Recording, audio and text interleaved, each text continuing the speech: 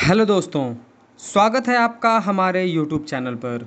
दोस्तों, आज के इस वीडियो में हम देखेंगे कि अगर आप बीम का सरिया बांध रहे हैं या फिर वो स्लैब बीम हो या फिर प्लिंथ बीम हो, अगर आप उसका सरिया बांध रहे हैं तो आपको जो सरिये के में जो जॉइंट देना होता है, जैसे मान लीजिए कि आप जो अब प्लिंथ बीम बांध रहे हैं वो 60 फीट लंबा है और आपका सरिया जो है वो 39-40 फीट का आता है। तो फिर जब आप जॉइंट दे रहे हैं तो उस जॉइंट की जगह पर आपको क्या करना चाहिए, किस तरीके का जॉइंट प्रोवाइड करना चाहिए, जो जॉइंट का ओवरलैपिंग है वो कितना लंबा होना चाहिए, यानी कितना लंबा सरिया हमको ओवरलैप करके बांधना चाहिए, कहीं हम छोटा तो नहीं बांध रहे या फिर कहीं पर हम बहुत ज़्यादा लेंथ तो डाल करके अपना जो है हम मटेरियल वेस्ट तो नहीं कर रहे। तो एक बेहतरीन तरीका आपको बताएंगे जिससे आपको एक अच्छा आइडिया मिल जाएगा कि आपको जो है वो जो लेंथ है जो जो आप एक दूसरे पर ओवरलैप करेंगे वो कितना होना चाहिए। तो आज के इस वीडियो में हम कंप्लीट इसी टॉपिक को देखेंगे कि लैपिंग लेंथ एक बीम में कितना होना चाहिए, बीम में लैपिंग लेंथ क्या होनी चाहिए। आज के इस वीडियो में हम इसी टॉपिक पर बात करेंगे। वीडियो में आगे बढ़ने से पहले आप सबसे एक छोटी सी रिक्वेस्ट है कि प्लीज़ वीडियो को लाइक कर दें, और अगर चैनल पर नए हैं, कंस्ट्रक्शन से रिलेटेड ऐसे ही इन्फॉर्मेटिव वीडियोज़ इन फ्यूचर देखना चाहते हैं तो प्लीज़ चैनल को सब्सक्राइब करके बेल नोटिफिकेशन को ऑल पर प्रेस कर दीजिए। चलिए दोस्तों, वीडियो को शुरू करते हैं। दोस्तों, पहले तो अगर आप कोशिश करें कि जो अगर आपका कंस्ट्रक्शन हो रहा है वो 30 फीट में है, इसकी लंबाई 40 फीट है, तो आप उसमें जो है इस तरह का कोई भी जॉइंट न डालें। लेकिन अगर आपका एरिया बड़ा है तो उस केस में तो आपको जॉइंट डालना ही पड़ेगा। तो जॉइंट डालने का सही तरीका क्या है, यानी कि हमारा जो डेवलपमेंट जो हमारा लैपिंग लेंथ है वो कितना होना चाहिए। तो अगर हम IS कोड के स्टैंडर्ड तरीके के हिसाब से चलें तो हमारा जो बीम में जो जॉइंट सरिया होता है, जो हमारा लैपिंग लेंथ होता है वो 60D होता है। 60D का मतलब क्या हुआ, 60 इन द सेंस कि 60 जो है हमारा ये कांस्टेंट वैल्यू है और जो हमारा D है वो डायामीटर ऑफ स्टील है। मान लीजिए कि आप जो बीम में सरिया यूज़ कर रहे हैं वो सरिया 12 mm का है और आपको अब लैपिंग लेंथ पता करना है कि हमारा लैपिंग लेंथ एक सफिशिएंट तरीके से कितना होगा, तो वो होगा 60D।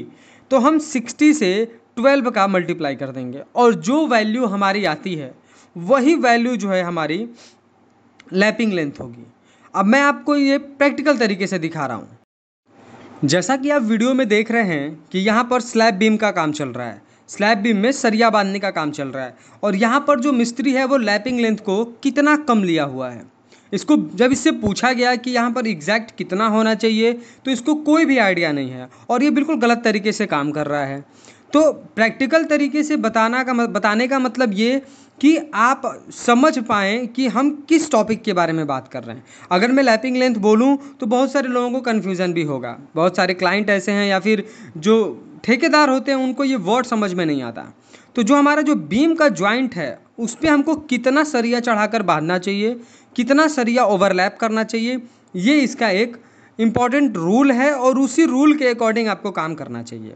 जैसा कि आप वीडियो में देख रहे हैं कि यहाँ पर जो ठेकेदार है वो बहुत गलत तरीके से काम कर रहा है स्लैब बीम में सरिया बांधने का। इसने जॉइंट बहुत ही कम लिया हुआ है और इसको बिल्कुल पता नहीं है कि यहाँ पर लैपिंग लेंथ लेने का सही तरीका क्या है।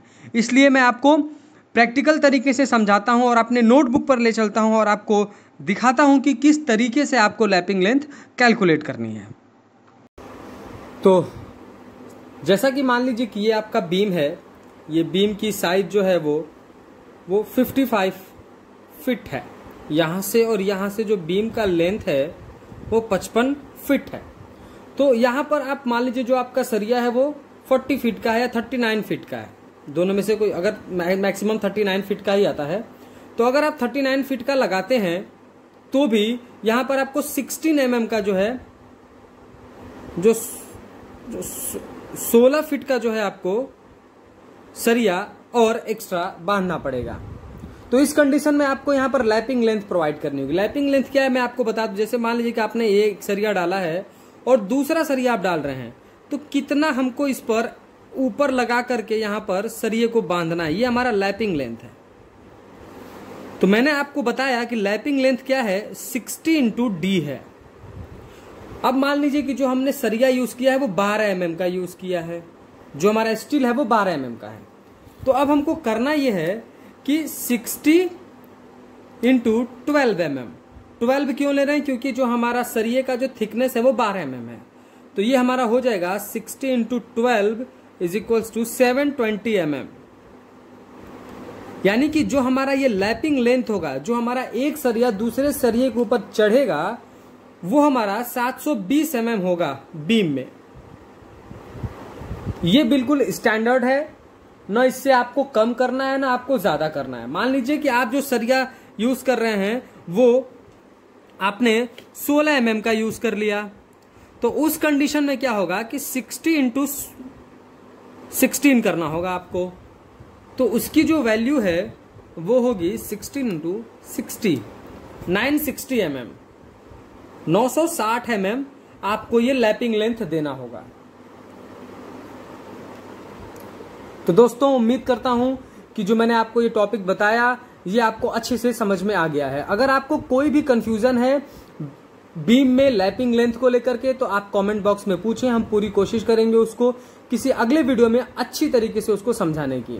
वीडियो पसंद आया हो तो प्लीज वीडियो को लाइक कर दें, और अगर चैनल पर नए हैं, कंस्ट्रक्शन से रिलेटेड ऐसे ही इंफॉर्मेटिव वीडियोज इन फ्यूचर देखना चाहते हैं तो प्लीज चैनल को सब्सक्राइब करके बेल नोटिफिकेशन को ऑल पर प्रेस कर दीजिए। Thank you.